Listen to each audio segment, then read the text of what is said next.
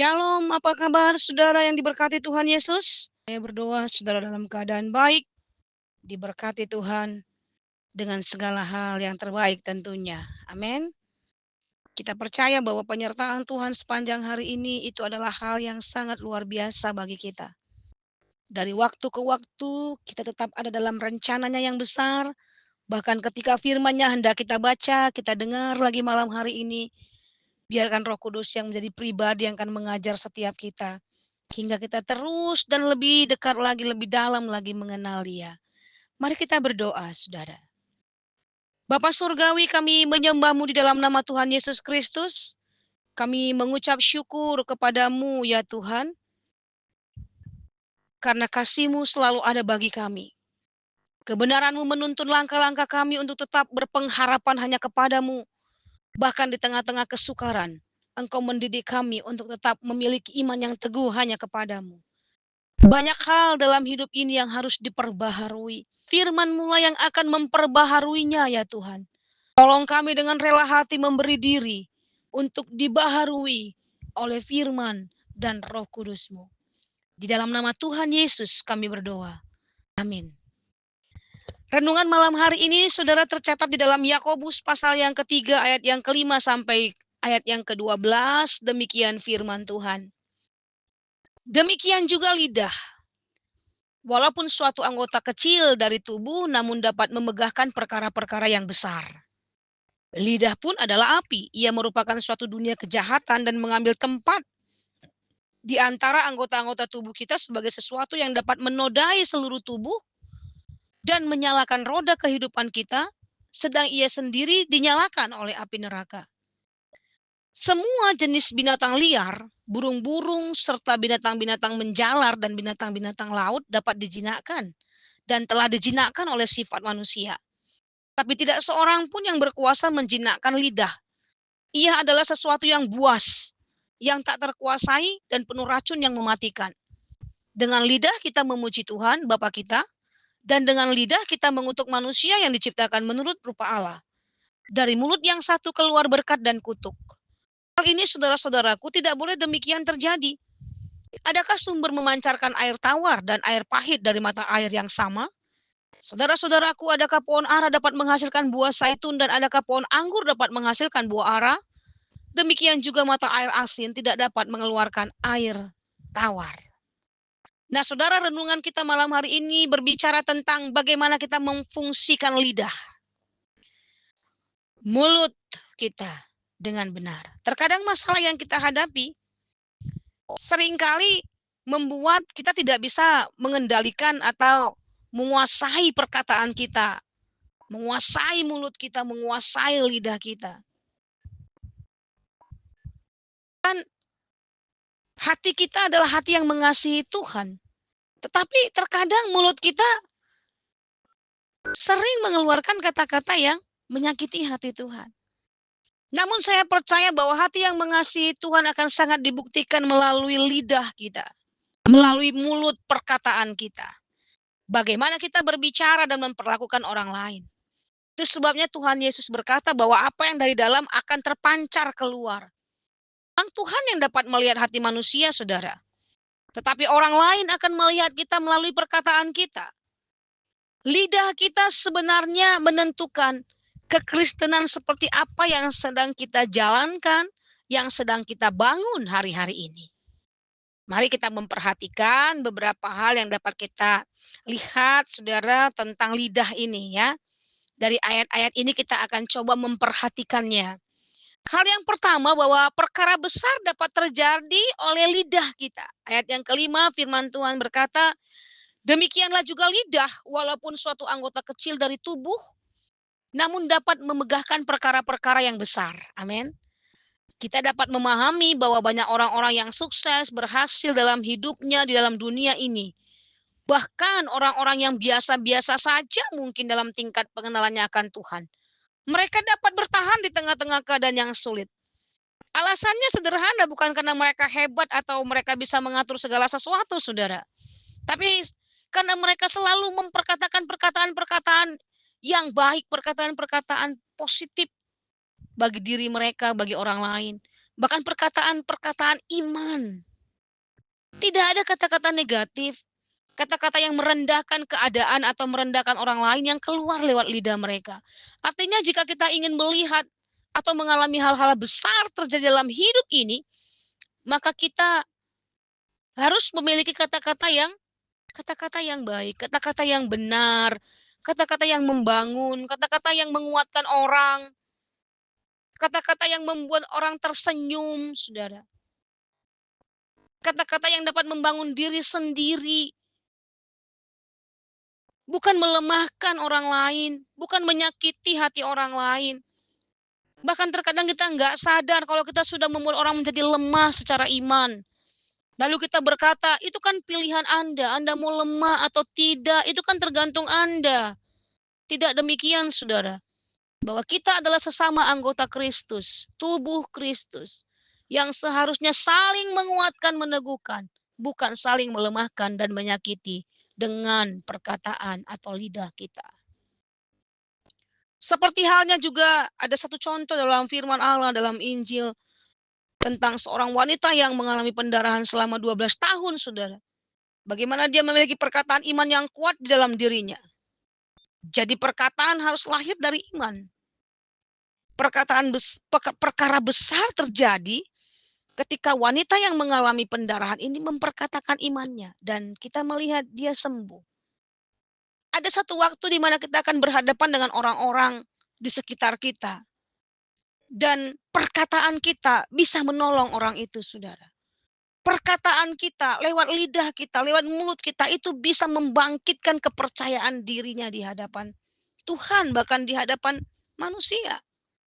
Jadi, walaupun lidah ini suatu anggota kecil dari dalam tubuh kita, maka lidah yang kecil ini dapat memegahkan perkara-perkara yang besar. Yang kedua, lidah kita sangat bergantung pada kendalinya. Siapa yang mengendalikan lidah kita? Ayat yang ke-6, lidah pun adalah api. Ia merupakan suatu dunia kejahatan dan mengambil tempat di antara anggota-anggota tubuh kita sebagai sesuatu yang dapat menodai seluruh tubuh dan menyalakan roda kehidupan kita, sedang ia sendiri dinyalakan oleh api neraka. Lidah seperti api bahkan dapat menodai seluruh tubuh jika salah mengendalikannya. Jika lidah dapat dikendalikan, maka perkataan kita akan senantiasa menjadi berkat, saudara. Kesaksian bagi orang lain juga. Namun jika kita tidak dapat mengendalikannya, maka lidah ini dapat menghancurkan. Saudara tahu kalau api dapat menghanguskan bahkan satu tempat yang begitu luas. Api itu dengan begitu cepat dapat menjalar dan menghanguskan semuanya. Yakobus memberikan satu gambaran bagaimana lidah ini seperti api. Bisa menghanguskan dengan begitu hebat, dia bisa menghancurkan begitu hebat, saudara.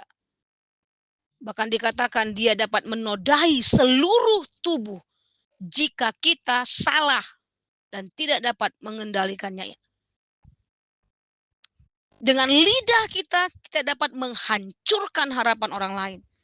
Dengan lidah kita dapat menghancurkan semangat, keyakinan diri, bahkan perasaan orang lain. Ya, dan saya pernah berada di area itu, saudara, dan saya berkata, Tuhan, tolong ampuni saya. Terkadang kita ada dalam situasi yang menurut kita tidak salah dengan lidah kita, tapi sebenarnya hati orang sudah sakit, saudara.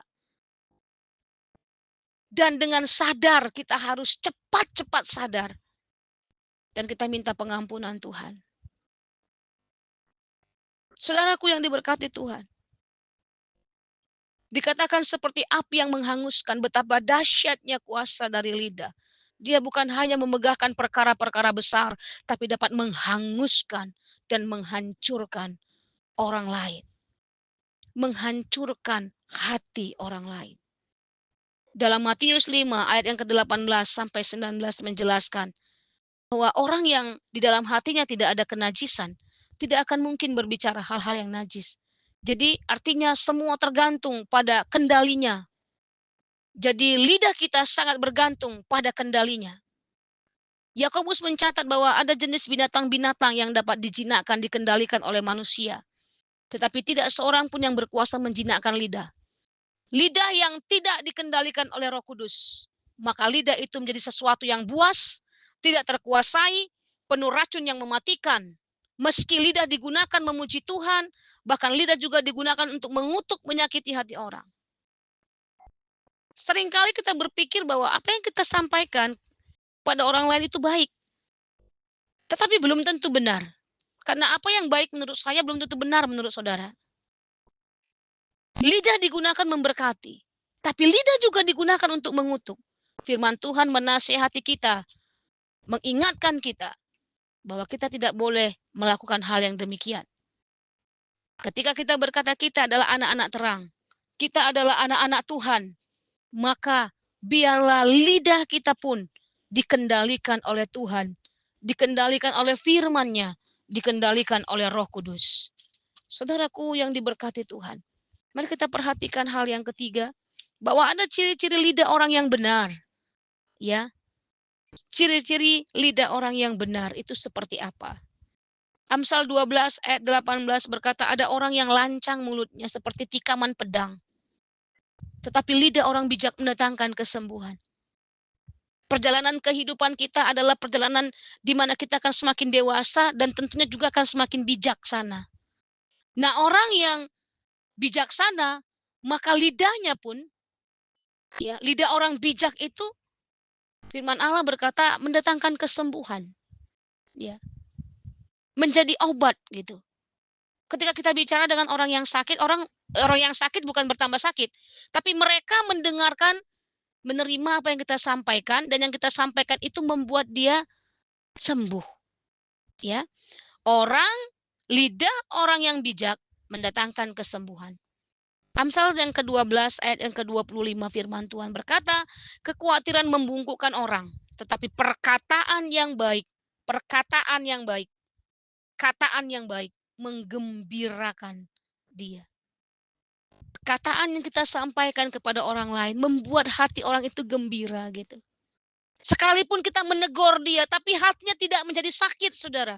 Karena kita menyampaikannya dengan bijak. Amsal 17 ayat 28. Juga orang bodoh akan disangka bijak kalau ia berdiam diri, dan disangka berpengertian kalau ia mengatupkan bibirnya. Bahkan ketika orang bodoh sekalipun, akan disangka orang bijak ketika dia bisa menahan bibirnya. Amsal 10 ayat 19, di dalam banyak bicara pasti ada pelanggaran. Tetapi siapa yang menahan bibirnya berakal budi. Artinya lidah orang benar itu arif. Saudaraku, saya tidak hanya menyampaikan bagian-bagian firman Tuhan ini. Tetapi hari-hari ini saya sedang belajar dan diajar oleh Tuhan. Bagaimana saya harus menggunakan mulut ini, menggunakan lidah ini dengan baik sesuai dengan kebenaran Tuhan, sesuai dengan apa yang Tuhan mau. Meski terkadang salah, meski terkadang belum dapat, tetapi akan terus dilakukan. Sebab ada Roh Kudus yang akan menolong melakukannya. Oleh sebab itu biarlah Roh Kudus menolong setiap kita di hari-hari ini untuk terus mau diperbaharui. Bukan saja hati, pikiran yang harus diperbaharui. Tetapi bagian kecil dari anggota tubuh ini, yaitu lidah, biarkan Tuhan yang kendalikan. Sehingga lidah, mulut kita, perkataan kita, hanyalah perkataan yang benar, perkataan sesuai firman Allah, dan perkataan itu memuliakan Tuhan, membangun orang lain, menguatkan orang lain dapat merasakan apa yang kita katakan, orang lain dapat merasakan bahwa lidah kita ini juga berfungsi dengan sangat baik. Tuhan Yesus kiranya menolong setiap kita dapat terus berjalan dalam pembaharuannya dari hari ke hari. Amin. Mari kita berdoa. Bapa, terima kasih bahwa setiap kebenaran-Mu mengajar kami bagaimana hidup di hadapan-Mu dan sesama kami. Seluruh anggota tubuh kami yang Kau ciptakan untuk dapat berfungsi dengan baik untuk tujuan yang baik.